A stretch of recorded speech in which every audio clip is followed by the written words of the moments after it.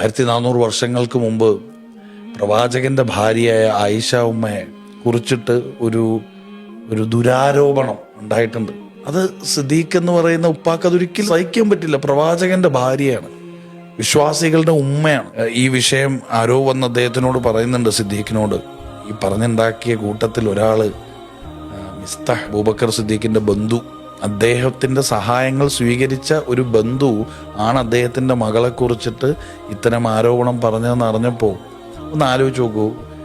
2025 ഇത് നമുക്കാണ് സംഭവിച്ചിരുന്നെങ്കിൽ നമ്മൾ എന്തായിരിക്കും, എന്ത് നടപടിയായിരിക്കും എടുക്കുക? അബൂബക്കർ സിദ്ദീഖ് ഒന്നേ പറഞ്ഞോളൂ, ഇനി ഞാൻ അവന് ഒരു സഹായം ചെയ്യൂല. ഈ സ്റ്റേറ്റ്മെന്റ് പറഞ്ഞ് അദ്ദേഹം എഴുന്നേക്കുമ്പോൾ ആകാശ ലോകങ്ങൾക്കപ്പുറത്ത് നിന്ന് പടച്ചവൻ ഇടപെടുകയാണ്.